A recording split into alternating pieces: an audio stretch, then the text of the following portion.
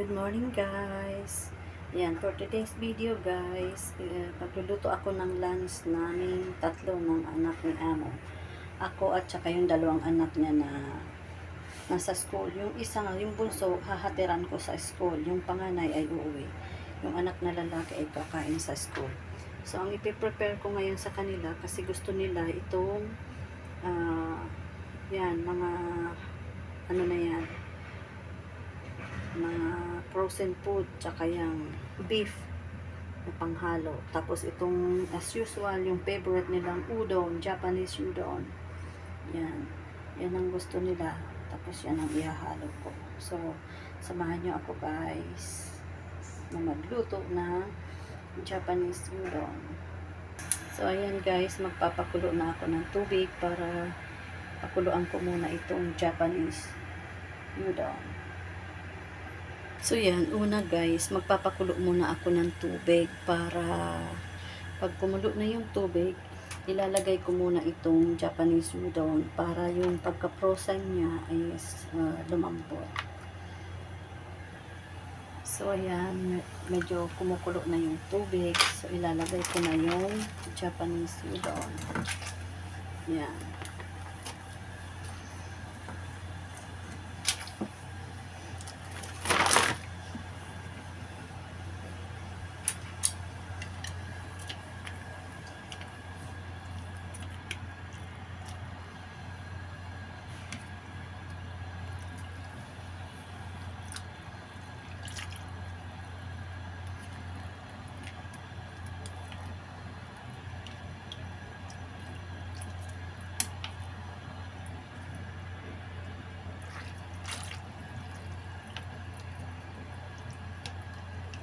Para ma-defrost yung kanyang pagka-frozen.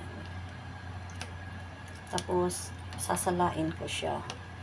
Tapos, huhugasan ko para hindi siya masyadong malabo. Kasi magpapakulo uli ako ng another tubig para sa final na pagluluto.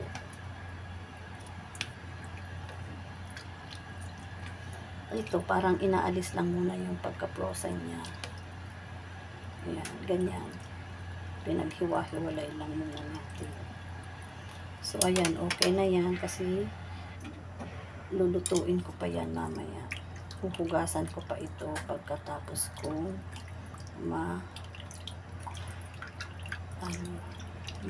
mahiwa-hiwalay siya sa pagka-frozen.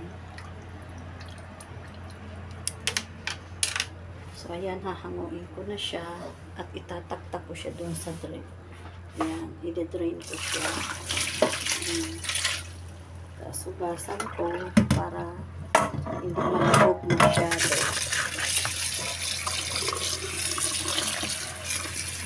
Kasi papakulaan ko ulit siya para sa final na luto.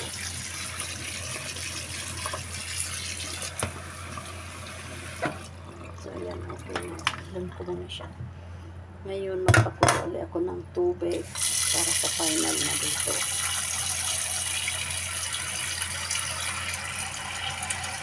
Tatlo lang kasi kami kakain. So, ayan guys, magpapakulo ulit tayo na another na tubig para sa final na pagluluto.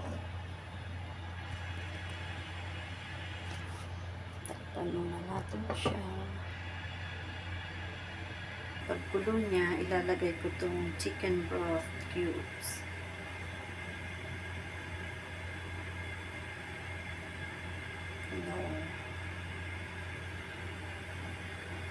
So, ayan guys, kumukulo na siya. Itataktak ko na itong chicken broth cubes para pampalasa. Then, after nyan, ilalagay ko na ito. Ilalagay ko na yung mga balls na yan. Ipapahuli ko tong beef kasi yung beef ay pag matagal ay kumukuna. Hugas muna tayo ng kamay. Pero malinis naman yung kamay ko. Pero hugas ulit. Para make sure na ang ating pagluluto ay malinis. Diba?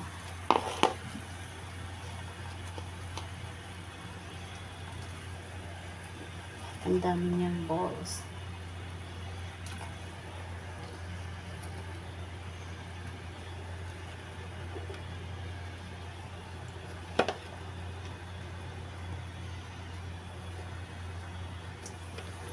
Ayan, papahuli ko yung beef na yan.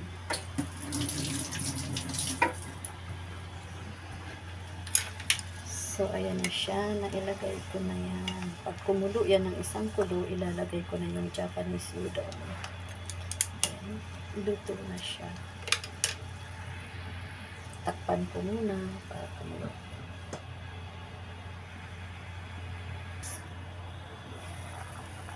So, luto na yan kasi lumutang na siya. Ayan, lumaki na siya.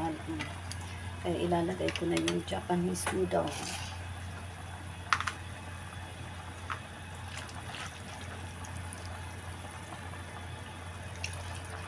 Ayan.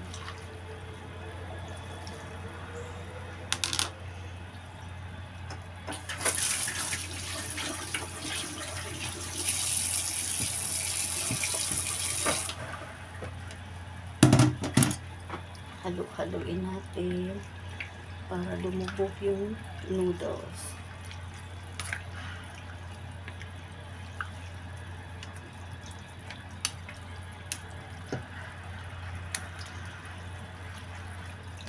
Then, isang kulo lang siya. Ilalagay ko na yung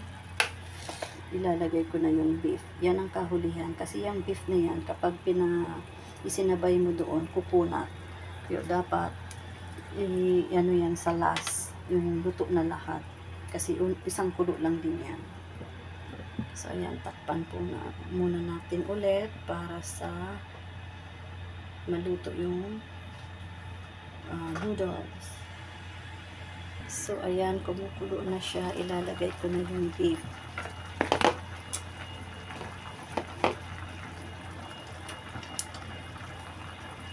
Isang halo ko lang dyan. Kasi yan ay very thin. Kaya yan ay mabilis na maluto. Haluin ko lang yan. Tapos, okay na.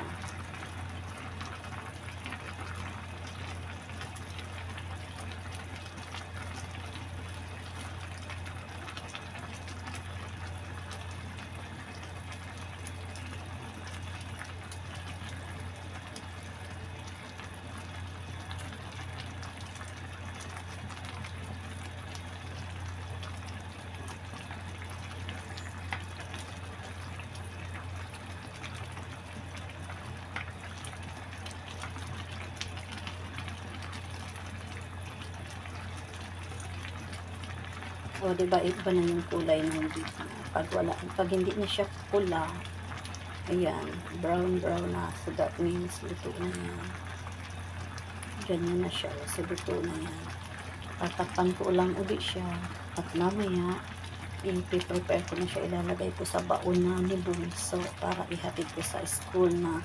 Pupunta ko ng school ng 11:45 kasi 12 o'clock yung ng lunch nila. So, ayan guys muna. Bye-bye. See you on my next video. Sa mga hindi pa po nakasubscribe sa aking YouTube channel, please do subscribe po my YouTube channel, Mami Lamix Vlog. Please like and share and comment po. And please hit the notification bell button para updated po kayo sa aking mga i-upload na mga bagong videos. Maraming salamat po. Pasupport din po kay Kindred TV Official, kay Sisikoy Luming, kay Tumayan Mix Vlog, kay Bro Rose EDR, kay Janet Galban Salazar, kay Kuya Bal, Kalingap Rob, at sa lahat po ng mga Kalingap partner, Kalingap team. Maraming salamat po. God bless po sa lahat. Bye-bye. So, ayan guys, magsasandok na ako ng dadalhin ko sa school ni Bunso. Lalagay ko na sa kanyang baunan. Ayan.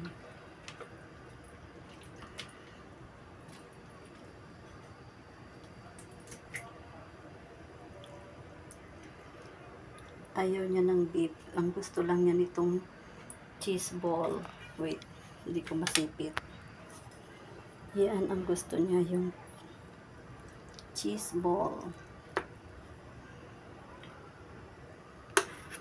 Ayan, tapos itong dalawang bear. So, hindi ko alam kung ano itong isang yan. So, ilagay ko lang kung just in case gusto niya. Ayan.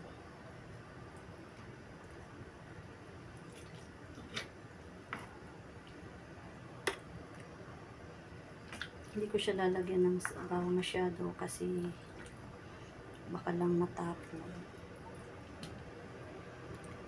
Konti lang.